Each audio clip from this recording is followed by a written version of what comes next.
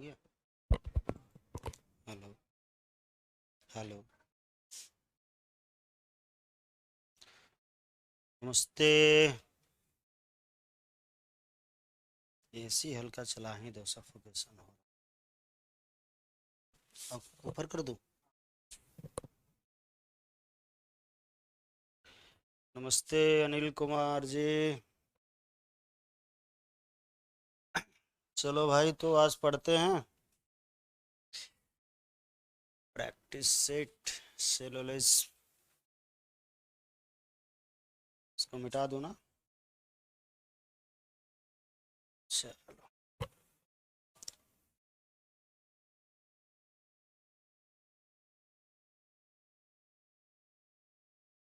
आज हम पढ़ेंगे प्रत्यय। नमस्ते, गुड आफ्टरनून, गुड आफ्टरनून। चलिए, नमस्ते, सुप्रभात, राम राम सबको। वालेकुम अस्सलाम जैनब। मैं अच्छा हूँ, अच्छा हूँ प्रीति। Good afternoon. चलिए, तो आज हमें पढ़ना है प्रत्यय। ठीक है। और प्रत्यय एक ऐसा विषय है, मैंने आपको कारक की चर्चा कर दी थी। अब प्रत्यय की चर्चा कर दूं ताकि आप लोगों को विषयों में समस्या ना हो। तो कुछ प्रत्ययों की चर्चा करते हैं। चलिए, जल्दी जल्दी जुड़ जाइए आप सभी लोग।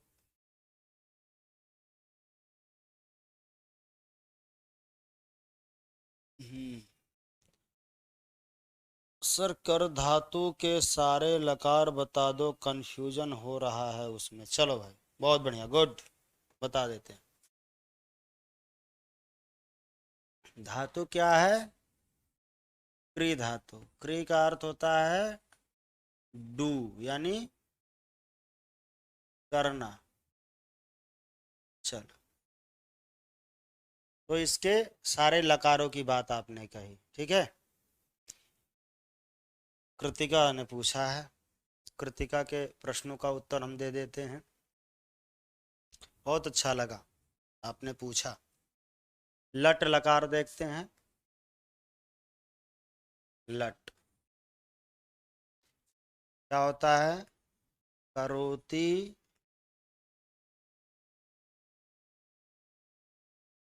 कुरुतः और कुर्वन्ति। फिर क्या होगा? करोषि, कुरुथा,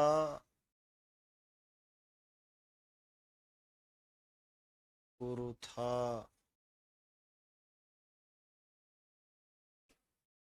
करोमि, कुर्वः, कुर्मः। ये लट था, इसके नीचे लृट लिख देता हूं। करिष्यति,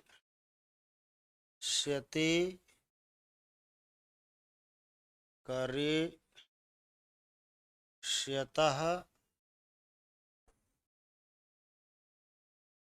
करिष्यन्ति। ठीक है। ओके बेटा, गुड आफ्टरनून सभी को। चलिए, दिख रहा है आप लोग को? करिष्यसि,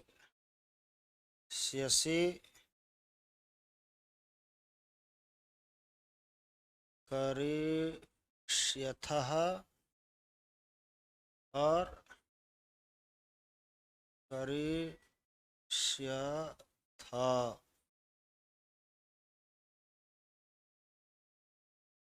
करिष्यामि,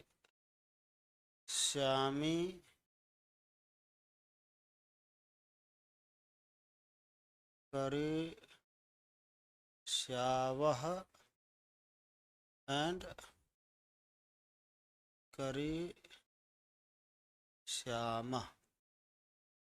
ठीक है, और यहाँ पर मैं लिख देता हूँ इसका लंग लकार। अकरोत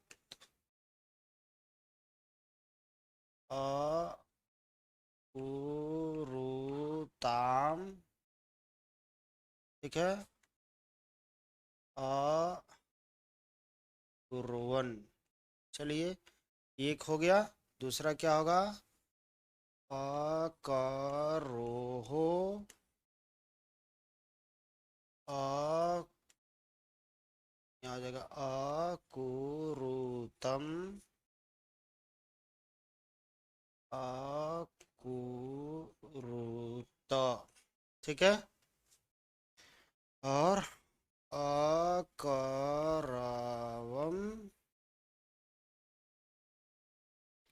अकुर्व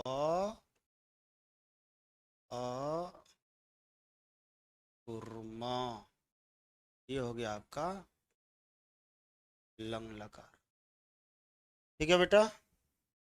सर कारक और विभक्ति में हिंदी में उदाहरण दे दीजिएगा संस्कृत बनाने। करेंगे करेंगे, हिंदी उदाहरण करेंगे अभिनव जी। अभी आपको मैंने वो करा, अभी जब हम एक बार और उसका रिवीजन मारेंगे। सर आवाज में प्रॉब्लम, अभी आवाज उतना कर ही नहीं रहा था, सामान्य बस लिख रहा था, देखिए। ठीक है, तो अगर आप लोग को ये क्लियर दिख रहा हो तो बोलिए, फिर आगे। यहाँ आपका लट लकार हो गया, ये आपका रिट लकार है। कौन सा लकार है? रिट। रिट, और ये हो गया आपका लंग लकार। ठीक है, तीन लकार हो गए हैं। ऋतिका बेटा, ठीक है, दिख रहा है सबको? ठीक है, एक बार कमेंट तो देख लो। क्या कमेंट कर दिया बच्चा आपने? आवाज में प्रॉब्लम है, अच्छा जी। इतना क्यों गुस्सा आ रही हो मीनू? हम्म, क्या आवाज में प्रॉब्लम है? सबको आवाज में प्रॉब्लम आ रही है? प्रणाम प्रणाम, थोड़ा रिपीट कर दीजिए।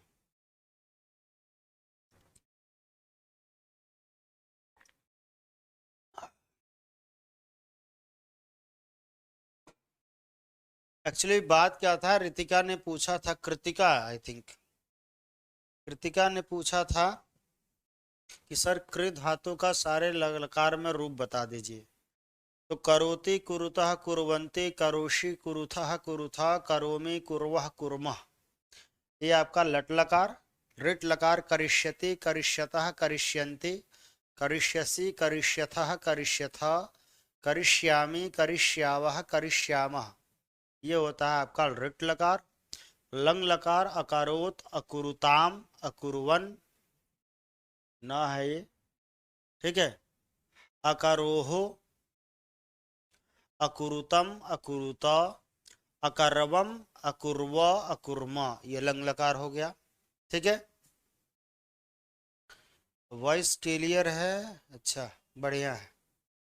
नहीं नहीं, कुछ कुछ बच्चों होते हैं बीच बीच में गुस्सा करने की आदत है उनको, कोई बात नहीं, नेक्स्ट करते हैं।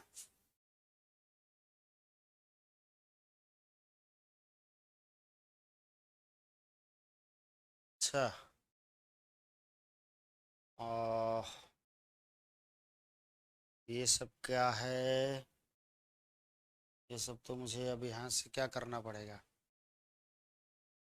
चलो, वो मैं बोल दूंगा, वो कर लेंगे आप लोग। आगे करते हैं।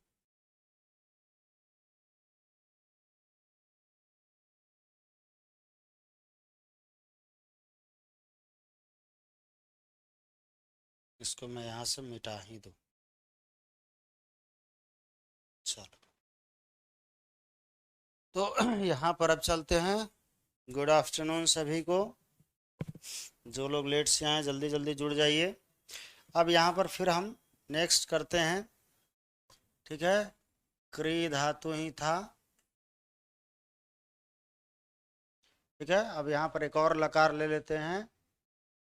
लोट, लोट में क्या था? करोतु,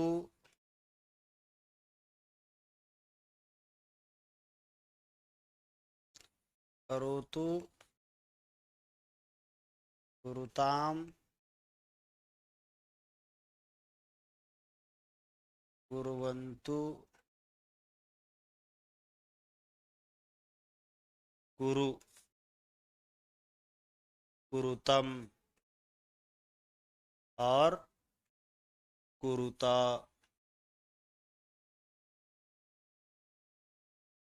करवाणी क्या होता है? करवाणी, करवाव, करवाम। ये कौन सा लकार हो गया आपका? लोट। और यहाँ पर हम क्या लिखेंगे? लिंग, यानी विधि लिंग। कौन सा? विधि लिंग लकार। ठीक है सर। हिंदी शब्दों को संस्कृत में क्या लिखते हैं, इसके लिए कोई किताब बता दीजिए। अरे भाई क्यों इतना परेशान हो? इतना विद्वान नहीं बनना है। आप लोग कुछ ज्यादा नहीं एफर्ट लगा लेते हो। जितना बताया जा रहा है बस उतना करो, सब हो जाएगा। ज्यादा परेशान मत होइए। ऐसे संस्कृत शब्दकोश आते हैं लेकिन उतना आपको विद्वान थोड़े बनना है। सर प्लीज एक बार वॉइस चेक कर लीजिए, बहुत स्लो, कुछ समझ नहीं आ रहा। ऐसे तो बेटा सामने लिखा हुआ है, अभी मैं कुछ बता ही नहीं रहा हूँ। जो लिखा है बस वो देख के लिखना है। इसमें वॉइस का क्या काम है? ठीक है। इसमें होता है कुर्यात, कुर्याताम,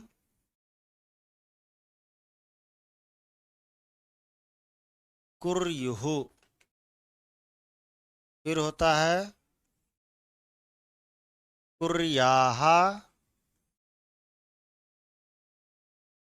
कुर्यातम,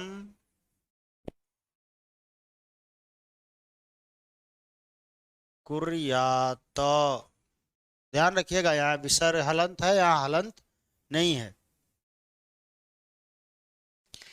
ठीक है और कुर्याम,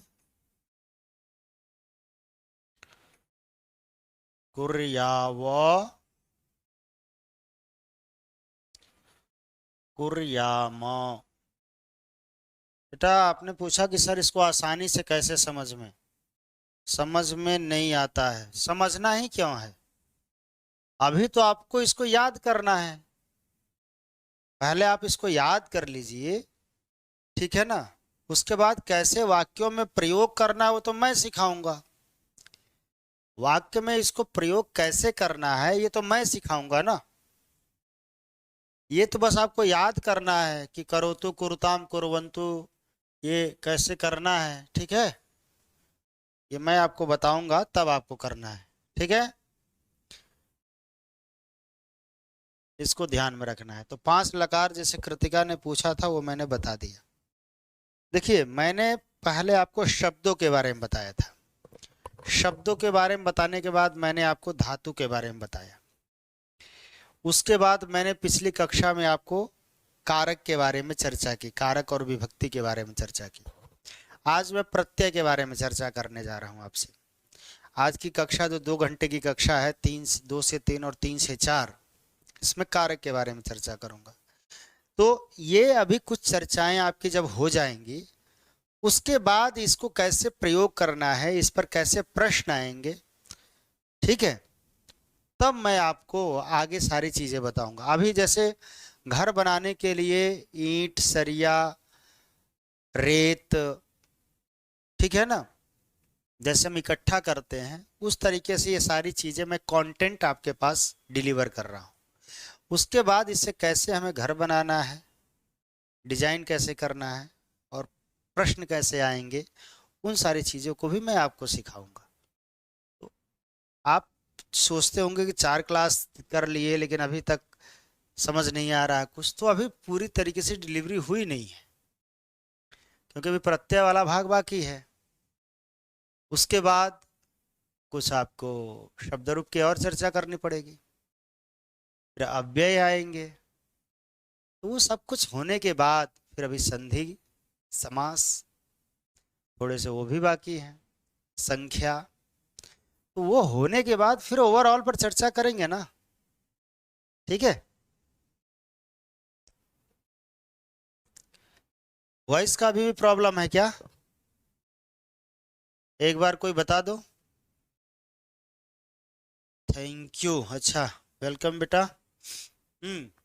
कोई बता दो एक बार और, वॉइस का और प्रॉब्लम हो तो आज मैंने आपको ये चर्चा कर दी। अब हम आज की चर्चा वस्तुतः जो आज हम करने वाले हैं, ठंड लग रहा है। हाँ, एसी। वो है प्रत्यय। तो जिन जिन प्रत्ययों की हम चर्चा करेंगे पहले उसको लिस्टिंग कर लेते हैं। ठीक है। और फिर पता करते हैं कौन कौन से प्रत्यय हम आज चर्चा करते हैं। तो हमारे कुछ प्रत्यय हैं, उन प्रत्ययों को, जैसे पहला एक त्वा प्रत्यय, त्वा। दूसरा है ल्यप। तीसरा ल्यप के साथ ही हम उपसर्ग पढ़ेंगे। ठीक है, लिखते चलिएगा। अगर मैं मिस करूं तो मुझे याद भी दिलाना आपका काम है। ठीक है। ठीक है सर, सर्वनाम रिपीट करा देना। हाँ राहुल, एकदम कराएंगे, डोंट वरी। यहाँ वॉइस ठीक है, हेडफोन लगाकर बिल्कुल ठीक आवाज आ रही है। अच्छा सर, आपकी क्लास एक साथ दो ही क्यों होती है? हाँ ये भी बात सही है बेटा, मैं यहाँ से लगभग 37 किलोमीटर दूर रहता हूँ। ठीक है। और दूसरी चीज़ें होती है कि मैं पीएचडी काम अपना करते रहता हूँ, एक यूनिवर्सिटी में पढ़ाता भी हूँ, तो मैं डेली नहीं आ सकता। तो इसलिए मैं जब आता हूँ तो मेरी लगातार 4 घंटे की क्लास होती है। 2 घंटे ऑफलाइन क्लासेस होती हैं, फिर 2 घंटे आपकी क्लास होती है। ठीक है, यही कारण है, क्योंकि मैं बार बार आ जा नहीं सकता। चलिए, तीसरा तुमुन। ठीक है। चौथा तव्यत। पांचवा अनियर। छठा यत, और इसी में आता है अण्यत।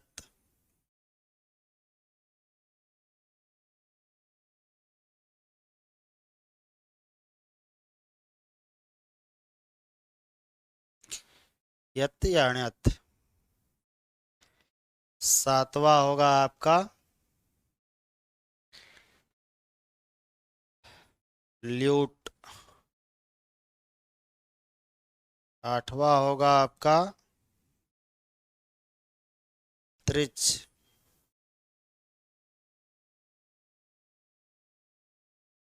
नौवा होगा अड़उल। फिर 10वां त, तवतु। 11वां 12वां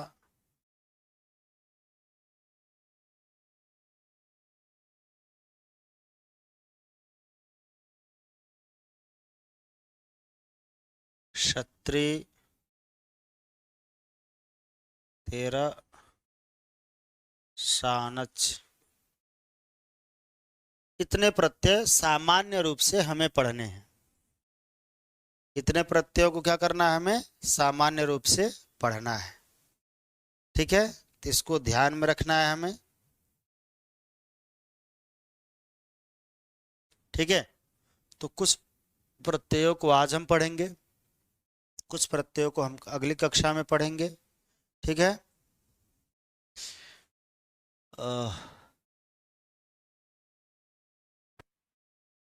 चलिए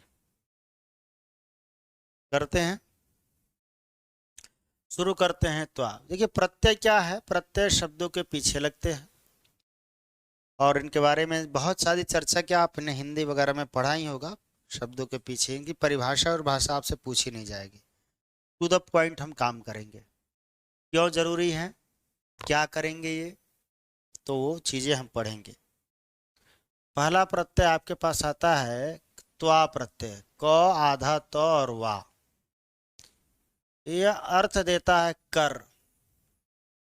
क्या देता है? कर। जैसे पढ़ कर, लिख कर, हंस कर, खा कर, ठीक है, जा कर, बोल कर, देख कर। ये हो गया ना। तो क्या हो गया, पठ में देखिए यहां पर क्या है, धातु क्या है, पठ। पठ धातु है। अब यहां पर क्या है, पठ धातु। यहीं से ले लेते। तो इसमें क्या होता है कि धातु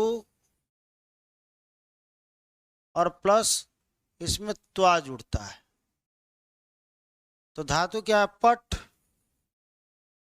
और इसमें त्वा जुटेगा, ठीक है। लेकिन यहाँ पर ई भी बीच में दिखाई देता है, कुछ जगह ई दिखाई देगा, कुछ जगह ई दिखाई नहीं देगा, ठीक है। समझ में आ गई बात? तो ये बनेगा क्या, पढ़कर का बनेगा क्या, कहाँ दिखाई देगा कहाँ नहीं दिखाई देगा ये जानने की जरूरत नहीं है, बस आपको प्रैक्टिस करना है। तो पढ़कर का क्या बनेगा, पठी त्वा। लिख कर, लिखी त्वा। हंस कर, हंसित्वा। खाकर, खादित्वा। उसी तरह जाकर क्या होगा, गत्वा। बोलकर, उक्त्वा। तो देखिए कहीं पर ई है, देखिए इस सब में ई दिखा है, पठित्वा, लिखित्वा, हंसित्वा, खाद, लेकिन कुछ जगह पर ई नहीं दिखेगा। तो आपको मतलब ये है कि आपको ये ध्यान में बस रखना है किसका क्या होता है, देखकर, दृष्टवा, ठीक है। कहीं पर ट्वा होगा, कहीं पर त्वा होगा। तो इस प्रकार से आपको मान लीजिए, उसी तरह कुछ और धातुओं को मैं आपको मान लीजिए कि, ठीक है, तो और सारे धातुओं के बारे में मैं आपसे कहूं, जैसे नी धातु, क्रिया होगी नयति, ठीक है। क्या बनेगा, नीत्वा। जी धातु, क्रिया होगी जयति, क्या हो गया, जीत्वा। पा धातु, क्रिया होगी पिबती, क्या बनेगा, पीत्वा। दा धातु, क्रिया होगी ददाती, क्या बनेगा, दत्वा। समझ में आ रही है बात, ठीक है। उसी तरह मान लीजिए ज्ञा धातु है, क्रिया होगी जानाति, तो क्या होगा, ज्ञात्वा, ठीक है।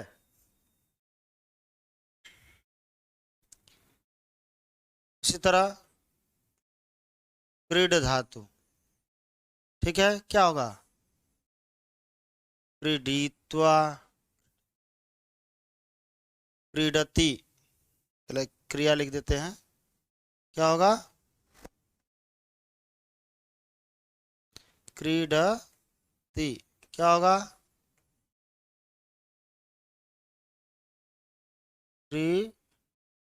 क्रीडित्वा, पत धातु, पतति,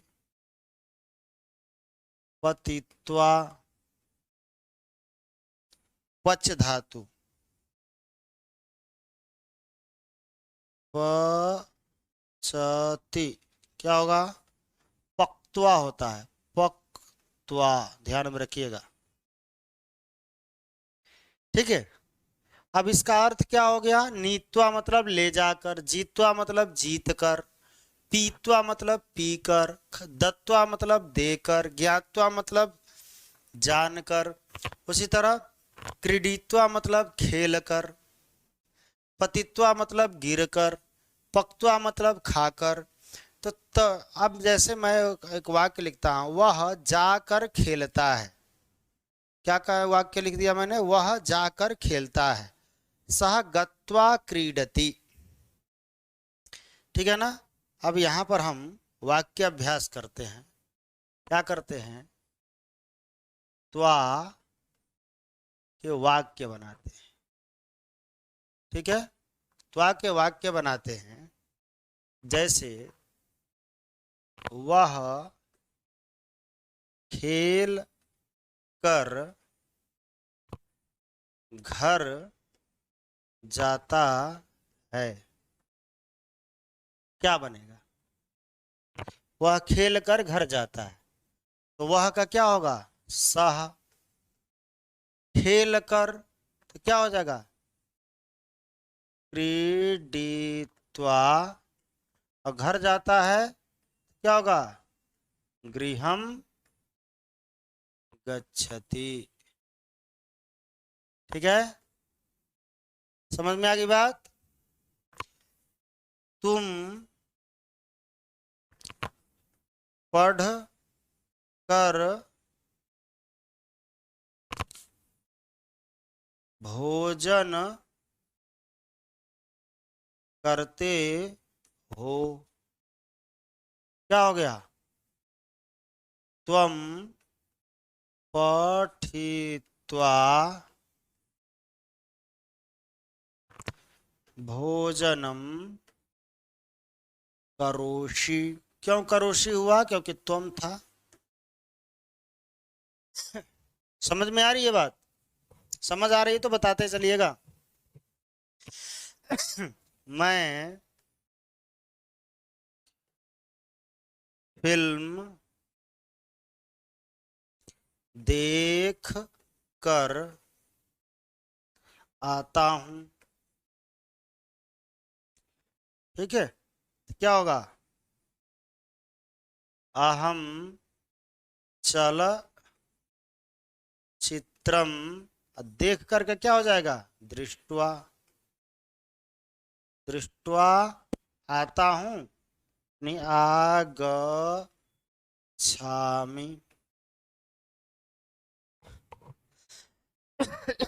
समझ आ रहा हो तो कृपया बताइए। थंब भी बता सकते हैं, ऑल क्लियर भी बोल सकते हैं। ठीक है, समझ में आ रहा है? वह गीत गाकर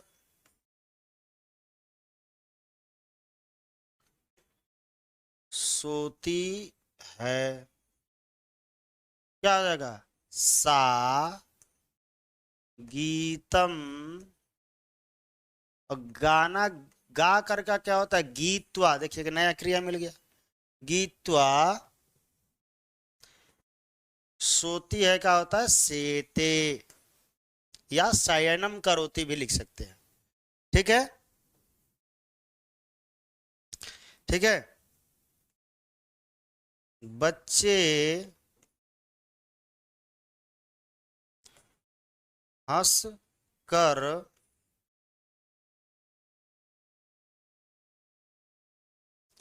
कूदते हैं। चलिए, क्या होगा? बालाहा हसित्वा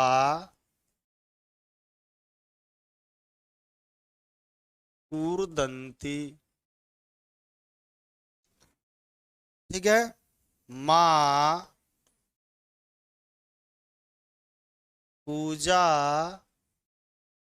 करके, देखिए ये छूट गया था करोति क्रिया का, पूजा करके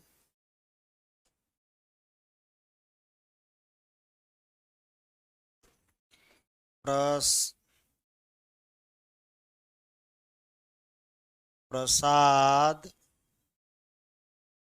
देती है, क्या होगा? माता पूजाम करके क्या होगा? कृत्वा, कृत्वा प्रसादम ददाति। हमें लगता है इतना वाक्य काफी है आप लोग को समझ में आने के लिए। एक बात प्रीति ने कहा, सर समझ आ रहा है लेकिन मुझे संस्कृत नहीं आती। एक बात बताओ बेटा कि ये बात हमेशा मैं ऑफलाइन क्लास में भी समझाता हूँ, ऑनलाइन क्लास में भी समझाता हूँ प्रीति। एक चीज, जावेद ने कहा प्रणाम। प्रणाम बेटा। सर हमें कैसे पता कि ले कर का क्या लिखे, खेल कर का क्रीडित्व है? बहुत बढ़िया, कैसे पता चलेगा बेटा? देखो यहाँ पर क्रीड धातु है तो क्रीडित्व बनाया हो ना, लिस्ट तो बना करके दिया ही हो ना, तो आपको कैसे पता कैसे चलेगा? पता करने का मतलब है कि आपको याद करना पड़ेगा ना, ठीक है? ये SKPS कोई हैं शाक्य, तो वो याद करना पड़ेगा बेटा। ऐसा सोच रहे हो कि एक टैबलेट की गोली है खा लें और सब कुछ हो जाए, तो नहीं होगा। आप अगर इंग्लिश भी पढ़ते होंगे तो वहाँ पे भी वर्ब फॉर्म्स तो पढ़ते ही होंगे ना। आप मैथमेटिक्स पढ़ते होंगे तो वहाँ भी फॉर्मूलाज को आप रिमेम्बरेंस में अपने रखते होंगे ना। समझ में आ रही है बात? ये आप हमेशा संस्कृत के साथ ही ऐसा क्यों दिमाग में लगा लेते हो कि कोई ऐसा चीज बताओ कि मुझे याद ना करना पड़े, पढ़ना ना पड़े। दूसरा, प्रीति का एक विषय था कि सर मैंने पहले नहीं पढ़ा। बेटा आपको अगर मैं संस्कृत, अगर मान लो मैं एक चुटकुला सुनाने आता, तो आप ये सोच के आती हैं? बताओ, आप ये सोच के आती कि सर मैंने पहले चुटकुला नहीं सुना था, सुनी थी तो मुझे समझ में नहीं आएगा? नहीं है ना। तो ये क्यों पहले से कॉन्सेप्ट अपना बना करके आप लोग चलते हैं कि मैंने पहले ये नहीं पढ़ा है इसलिए मुझे नहीं समझ? ये तो अच्छी बात है। जिस कागज पर कुछ नहीं लिखा गया हो तो उस पर जो भी चीज लिखा जाएगा वो साफ दिखेगा। जिस कागज पर पहले से ही कुछ लिख दिया गया हो उस पर कुछ लिखा जाए तो हमें लगता है वो उतना साफ नहीं दिखेगा जितना सादे कागज पर लिखा गया हो।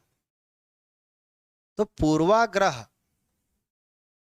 बना करके नहीं आइए कि ये विषय हमको समझ नहीं आएगा क्योंकि हमने पहले नहीं पढ़ा है। ठीक है? ठीक है प्रीति? चलिए, तो आई थिंक इतने से आपको क्लियर हो गया होगा। तो आप प्रत्यय वाक्य पर भी मैंने आपको बता दिया। यानी जब खेल कर, पढ़ कर, लिख कर, आप यहाँ देख रहे हैं कि यह क्या है? खेल कर, पढ़ कर, देख कर, गा कर, हंस कर, कर कर, ये है। तो इनके लिए ये संस्कृत का यहाँ पर हमने इन सारे शब्दों का प्रयोग कर दिया, जिससे क्या हो गया कि आप लोगों को पता चल जाए। ठीक है?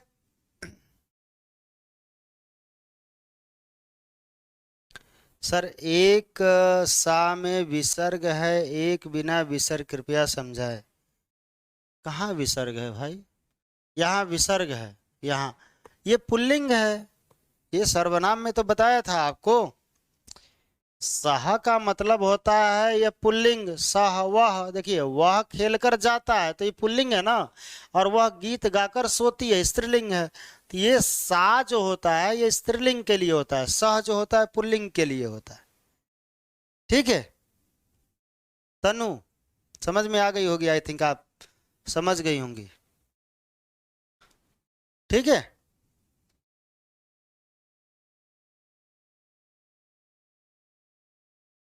सर पढ़ लेते हैं, वाक्य समझने में दिक्कत होती है। एकदम कंटिन्यूशन बना कर रखिए। प्रीति ज्यादा टाइम नहीं, रोज 30 मिनट। संस्कृत कहता है मुझे 30 मिनट रोज देख लो, ज्यादा टाइम नहीं देना है इसके। ठीक है, चलिए आगे चलते हैं। दूसरा, ठीक है, अब नेक्स्ट पे चलते हैं। तो नेक्स्ट हमारा प्रत्यय कौन सा है? ल्यप। कौन सा प्रत्यय है? ल्यप प्रत्यय। इसका भी अर्थ होता है कर। लेकिन यहां पर एक चीज आपको पहले समझनी होगी। धातु जो होते हैं, धातु ये दो प्रकार के हो गए। एक हो गया उपसर्ग, उपसर्ग सहित। क्या होगा? उपसर्ग सहित। एक धातु होगा उपसर्ग रहित। जैसे एक क्रिया है, यहां धातु है गम, और यहां पर है एक उपसर्ग लगा दिए और हो गए गम। इसका क्रिया बनेगा आगच्छति। क्या बनेगा? आगच्छति। चलिए यहां पर मैं थोड़ा सा कलर चेंज कर दूं इसका, तो और आपको समझ में आ जाए। क्या होगा? आगच्छति। आई थिंक आप लोग को दिख रहा होगा। दूसरा कलर ले लें क्या? चलो इसको लेते। क्या हो गया? आगच्छति। लेकिन यहां पर क्या बन रहा है? गच्छति। ठीक है, तो नियम है कि उपसर्ग सहित जो होगा उसमें हमें क्या लगाना है? ल्यप प्रत्यय। क्योंकि आपने देखा कि कर के अर्थ में त्वा प्रत्यय भी है। सर जी समझ गए, केवल इतना ही याद करना। हाँ, बस इतना ही याद करना, ज्यादा नहीं। प्रैक्टिस करा दूंगा और समझ में आ जाएगा। ल्यप प्रत्यय और इसमें लगेगा त्वा प्रत्यय। देखिए, ल्यप और त्वा दोनों एक ही भाई हैं, इनका बंटवारा हुआ। जो कहा कि उपसर्ग जिन धातुओं में नहीं लगा रहेगा उसमें तो भाई कौन लगेगा? उसमें कर के अर्थ में क्या लगेगा? तो कह रहे हैं कि उसमें कर के अर्थ में जिसमें उपसर्ग नहीं रहेगा उसमें त्वा प्रत्यय। तो गच्छति का क्या बन जाएगा? गत्वा। तो पठति का क्या बन गया? पठति का क्या बन गया? पठित्वा। चलिए, करोति का क्या बन गया? करोति। क्या बन गया? कृत्वा। अच्छा जी, लेकिन अब ये देखिए, ये ल्यप प्रत्यय हो गया ना, इसका क्या बनेगा? क्योंकि यहां पर क्या होगा? उपसर्ग हो गया। यहां पर भी लिख दिए पठति, यहां पर लिख दिए करोति। लेकिन जैसे ही इसमें उपसर्ग जोड़ देंगे, क्या जोड़ देंगे भाई? उपसर्ग देंगे। मान लीजिए यहां पर एक उपसर्ग दीजिए, प्रपठति हो गया। ठीक है, यहां पर लिख दिया अनुकरोति, अनु उपसर्ग जोड़ दिए यहां पर। समझ में आ गई बात? तो यहां पर आगत्वा नहीं होगा, गलत हो जाएगा। क्या हो जाएगा? आगत्वा नहीं होगा, गलत हो जाएगा। तो क्या होगा भाई? तो यहां पर ल्यप प्रत्यय। तो ल्यप प्रत्यय के पहले कुछ कंडीशन को समझ लेते हैं, फिर ल्यप प्रत्यय में पढ़ते हैं। ल्यप प्रत्यय कहता है कि मुझे बनाने के लिए कुछ नियम है। क्या नियम है भाई? तो कहता है मुझे बनाओ तो पहले धातु प्लस य। क्या कर रहा है? धातु प्लस य। लेकिन उससे पहले भी कुछ और करना है, करा है। हाँ, क्या? तो कह रहा है उपसर्ग, उपसर्ग प्लस धातु प्लस य। ये जब होगा तब जाके क्या बनेगा? ल्यप बनेगा। तो ये ल्यप बनाने के लिए क्या हो गया? दूसरा कलर ले लेते हैं। क्या बन गया? यहाँ पर धातु क्या है? आ। क्रिया क्या है? गम। धातु उपसर्ग क्या है? आ। धातु क्या है? गम। और लास्ट में क्या है? य। तो क्या बनेगा? आगम्य। इसका आगत्य भी बनता है, ठीक है ना, दोनों रूप बनता है। तो आगम्य या आगत्य, इसका क्या बनेगा? प्र। पठ धातु है और य लगाएंगे, प्रपठ्य। इसका क्या बनेगा? अ।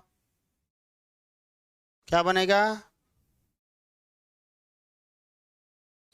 अनु उपसर्ग है, क्री धातु है और क्या है? त्य लगता है इसमें, अनुकृत्य। अर्थ दोनों का सेम ही है। आगत्य मतलब आकर, या आगम्य मतलब भी आकर, प्रपठ्य मतलब पढ़कर, अनुकृत्य मतलब अनुकरण करके, ठीक है ना। गत्वा मतलब जाकर, पठित्वा मतलब पढ़कर, कृत्वा मतलब कर कर। तो नियम क्या है? इन दोनों का हिंदी तो भाई कर ही हो रहा है, तो यहां पर त्वा क्यों और यहां पर लेप क्यों? तो कह रहे हैं कि लेप इसलिए क्योंकि यहां पर उपसर्ग है। क्या है? उपसर्ग है। कहाँ उपसर्ग है? देखिए यहाँ उपसर्ग है, यहाँ उपसर्ग है, यहाँ उपसर्ग है। जब कोई क्रिया उपसर्ग हो के साथ जुड़ करके आएगी तो वहां हम त्वा प्रत्यय न लगा करके लेप लगाएंगे। लेप बनाने की प्रक्रिया क्या है? उपसर्ग लिखो, फिर धातु लिखो और फिर लास्ट में य। अच्छा जी, अगर क्रिया मान लीजिए उपसर्ग लगाकर नहीं आएगी तब लेप लगाएंगे? करा नहीं तो त्वा लगाएंगे ही। यानी अर्थ एक, कार्य प्रक्रिया दो, बंटवारा हो गया दो भाई में। कर है, कर ने क्या कर दिया? बंटवारा कर दिया। कर ने क्या कर दिया? बंटवारा कर दिया। क्या बंटवारा कर दिया? उसने कह दिया कि उपसर्ग के साथ आओगे तो ल्यप बन के रह जाओगे, उपसर्ग के साथ नहीं आओगे तो त्वा हो जाओगे। बात सही है। समझ में आ गई बात? समझ में आ गई? सर जी समझ गए, केवल इतने ही याद करना। अच्छा चलिए, हो गया। चलिए आगे करें। अब मैं आपको यहाँ पर एक और विषय समझा दूं। तो अब इसके लिए क्या पढ़ना जरूरी है? उपसर्ग कितने होते हैं भाई? तो संस्कृत में उपसर्गों की संख्या होती है 22। कैसे पता चलेगा कि ये उपसर्ग सहित है कि रहित है? तो उपसर्ग को पहले देख लें। तो उपसर्गों की संख्या कितनी है? उपसर्गों की संख्या है 22। और इसके उदाहरणों को मैं भी समझा दूंगा, चिंता मत करिए, ठीक है। तो उपसर्गों की संख्या कितनी हो गई? 22। कौन कौन?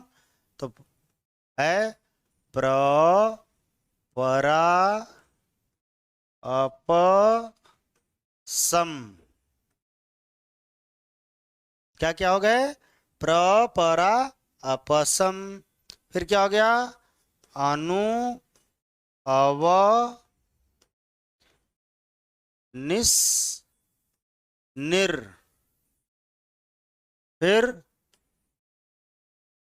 दुष,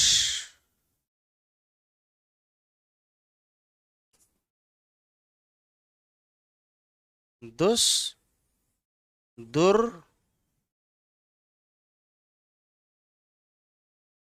दुष, दुर, वी और आंग। प्र, परा, अपसम। सर प्रपठ्य की जगह अपठ्य नहीं लिख सकते बेटा, अ उपसर्ग नहीं होता है। देखो यहाँ आ उपसर्ग है, अ उपसर्ग नहीं होता, ठीक है अभिनव। जब कोई क्रिया आगे क्या बोले रिपीट कर दे। जब कोई क्रिया उपसर्ग के साथ होगी तो उसमें त्वा प्रत्यय नहीं लगाएंगे, उसमें ल्यप प्रत्यय लगाएंगे।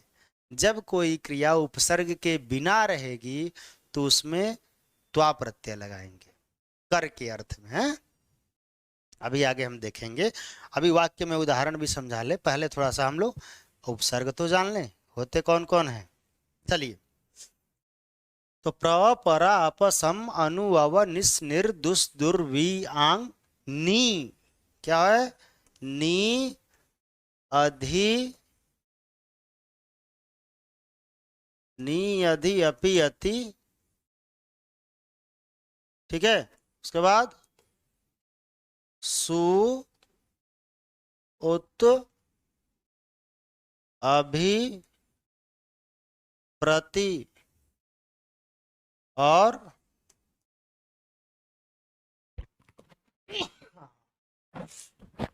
परि और उप, ये हो गए आपके 22 उपसर्ग। क्या हो गए, 22 उपसर्ग हो गए। क्या होगा ये 22 उपसर्ग। मान लीजिए एक, अब इन उपसर्गों से कई क्रियाएं बनती हैं। जैसे मान लीजिए एक क्रिया है करोति, क्या क्रिया है, करोति। और करोति क्रिया में मैंने क्या लगा दिया, ठीक है, अप उपसर्ग लगा दिया, क्या हो जाएगा, अपकरोति, ठीक है। उसी तरह एक मैंने उपसर्ग लगा दिया अनु, क्या होगा, अनुकरोति। अपकरोति का मतलब होता है दूर करना, अनुकरोति का मतलब होता है अनुकरण करना। कोई किसी के साथ उपसर्ग नहीं लग सकता, ये भी ध्यान में रखना, क्योंकि उसका मीनिंग चेंज हो जाता है, ठीक है। उसी तरह और देखते हैं, उप उपसर्ग लगा दें, उपकरोति यानी उपकार करना। और देखिए यहां पर निर उपसर्ग लगाएंगे और प्लस आ उपसर्ग, दो एक साथ दो दो उपसर्ग है, तो है ये बन जाएगा निरा और करोति। निराकरोति का मतलब होता है निराकरण करना, समाधान करना, ठीक है, ठीक है। प्रतिकरोति, प्रतिकरण यानी प्रतिकार करना, विरोध करना, प्रति लगा दिए, समझ रहे हैं ना। तो यानी एक क्रिया में जब जब उपसर्ग लगते हैं तो उसके अर्थ भी बदल जाते हैं, ठीक है। समझ में आ रही है बात। तो देखिए, अपकरोति दूर करना, अनुकरोति फॉलो करना, उपकरोति उपकार करना, निराकरोति यानी समस्या का समाधान करना, प्रतिकरोति विरोध करना, ठीक है। समझ में आ रही है बात। तो इस प्रकार से मैंने आपको ये भी बता दिया कि ये उपसर्ग हैं जो आगे लग करके और क्रिया के अर्थों को भी क्या करते हैं, बदल देते हैं। ये तो मैंने अलग चीज बता दी। लेकिन अब चलते हैं इन उपसर्गों का प्रयोग हम देखते हैं ल्यप प्रत्यय में। कहाँ देखते हैं, ल्यप, ल्यप में देखते हैं। अब यहां पर एक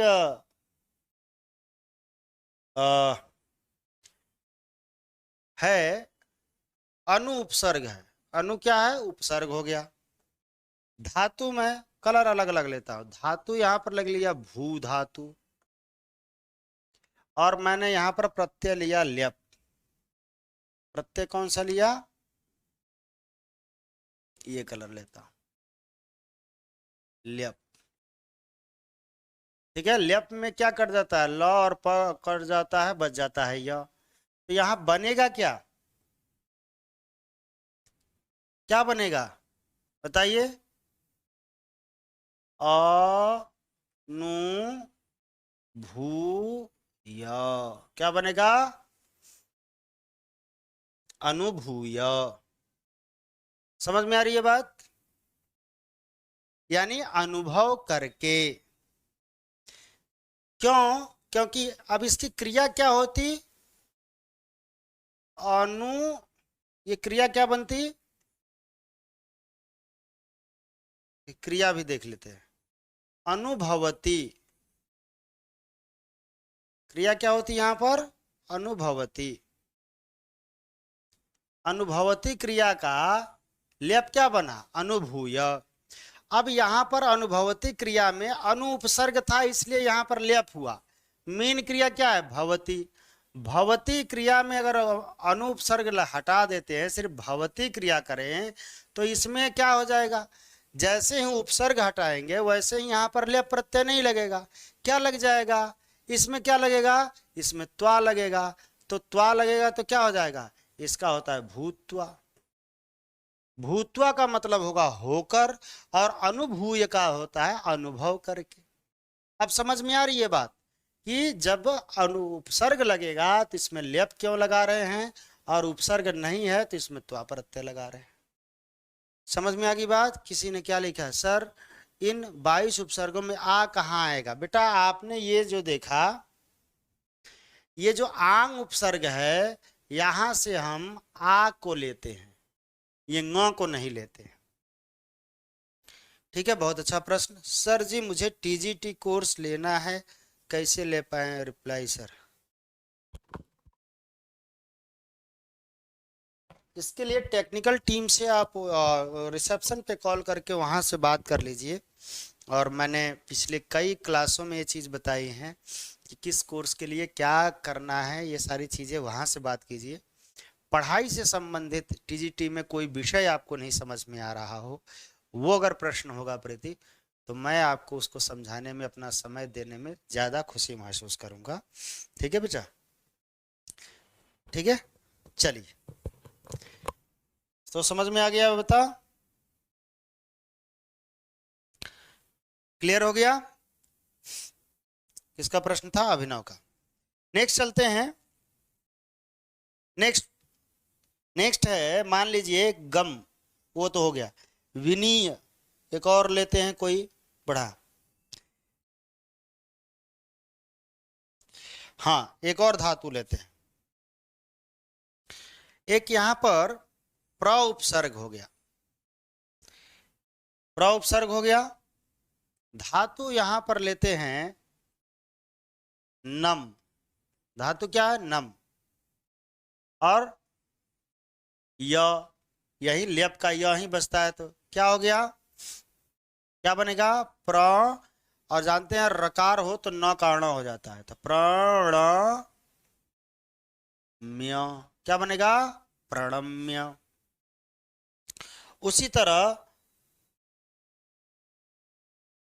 उप उपसर्ग ले ले, उप प्लस गम प्लस य, क्या बनेगा, उपगम्य।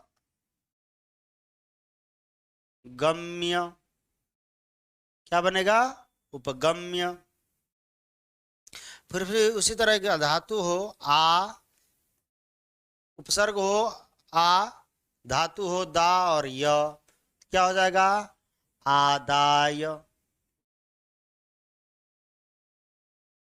उसी तरह धातु हो प्र, उपसर्ग हो दा, क्या हो जाएगा, य, क्या हो जाएगा, प्रदाय।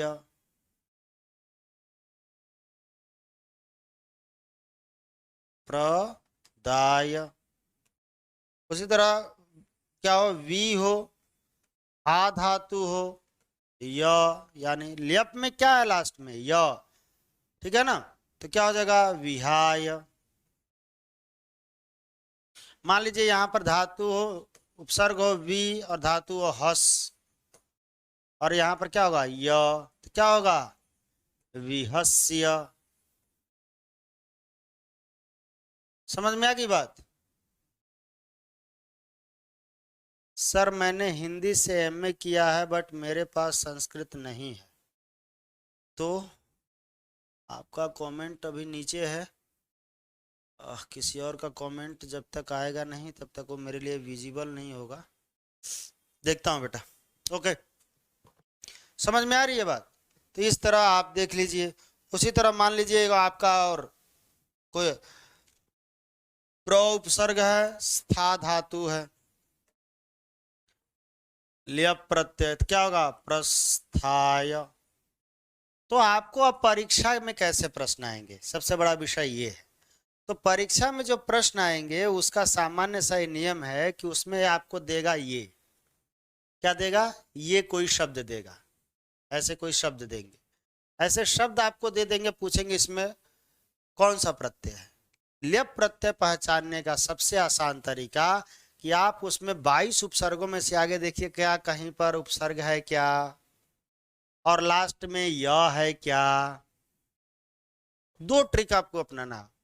आगे उपसर्ग, बीच में धातु, पीछे य। ये तीन चीजें आपको मिल रही हैं तो क्या है? सर मैं तो यूपी पीजीटी में फॉर्म नहीं भर सकती, प्लीज बता। हाँ, अगर आपने एमए हिंदी किया है तो पीजीटी में आप हिंदी से कर सकती हैं, संस्कृत से नहीं। ठीक है, पीजीटी जो भी होता है वो मास्टर्स के सब्जेक्ट पर होता है बेटा, इसको ध्यान में रखिएगा। ठीक है, चलिए, तो ये आपका ल्यप प्रत्यय यहां पर हुआ समाप्त। अब आगे चलते हैं तुमुन। ठीक है, कौन सा? तुमुन। और तुमुन का अर्थ होता है के लिए। क्या होगा? के लिए। बहुत ही आसान प्रत्यय है। ठीक है, तुमुन का अर्थ क्या होता है? सर धातु और उनके क्रिया की प्रैक्टिस कैसे करें बेटा? ये मैं आपको पीडीएफ भेज दूंगा, उसको मतलब पढ़िए, रटिए भी नहीं, रटना शब्द उचित नहीं होता है, पढ़िए। रोज 2 दिन 3 दिन पर एक बार पढ़ लिया कीजिए। ठीक है ना? तो वही आपके लिए सबसे ज्यादा। जैसा मान लीजिए एक धातु उपसर्ग है सम, सम धातु हो गया, भू उपसर्ग हो गया, और य यानी ल्यप का य है, तो क्या बनेगा? ये संभूय ही बनेगा ना, संभूय। अब यही संभूय दे देगा और पूछेगा इसमें कौन सा प्रत्यय है। तो आप बताइए, सम आप उपसर्ग याद किए हैं, भू धातु आपको पता है, और ट्रिक मैंने बताया है कि उपसर्ग भी हो और लास्ट में य भी हो, तो ये समझिए ल्यप हो गया। यही तो आप, बस इतना ही तो आपको जान के रखना है, इतना ही से ही आपको 1 नंबर सही हो गया। ठीक है, चलिए, पढ़ने के साथ इंपॉर्टेंट भी बता दे बेटा। जो भी मैं पढ़ा रहा हूँ ना, ये सारे इंपॉर्टेंट ही पढ़ा रहा हूँ। ठीक है ना?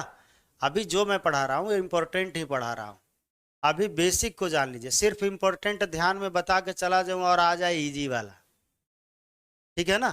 आ जाए इजी वाला तो गए। इसलिए सबको एक समान देख करके पढ़िए। जब मैं आपको क्वेश्चन प्रैक्टिस कराऊंगा, जब मैं मॉडल पेपर का यहाँ प्रैक्टिस कराऊंगा, क्वेश्चन फॉर्मेट लेकर के आऊंगा, वहां आपको कारक भी होगा, प्रत्यय भी होगा, लकार भी होगा, शब्द रूप भी होगा, अव्यय भी होंगे, संख्या भी होंगे। जब वो सारी चीजें होंगी, वहां पर मैं आपको इन सारी चीजों को बताऊंगा कि कैसे किस चीज को पहचानना है, क्या उसमें इंपॉर्टेंस है, क्या उसको कैसे करते हैं। ठीक है पारुल, आप लोग अपने प्रश्न पूछते रहें, कोई बात नहीं। और अभिनव, यहाँ एक ही कमेंट को आपने 3 बार वो कर दिया है, पेस्ट कर दिया है, कॉपी पेस्ट, ये अच्छी बात नहीं।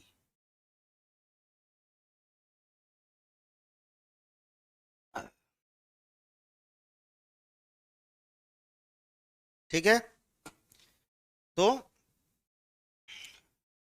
समझ में आ गई बात?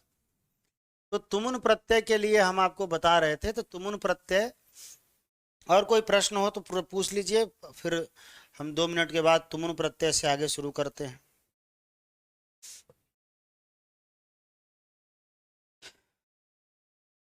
कोई प्रश्न हो तो जल्दी से पूछ लीजिए, क्योंकि अब 3 बजने वाला है। सर टीजीटी एंड पीजीटी के लिए बीएड कंपलसरी है बेटा? अगर यूपी में आप कर रहे हैं तो टीजीटी के लिए बीएड कंपलसरी है, लेकिन पीजीटी के लिए कोई बीएड कंपलसरी नहीं है। ठीक है, स्वाति सिंह हेलो हाय बेटा।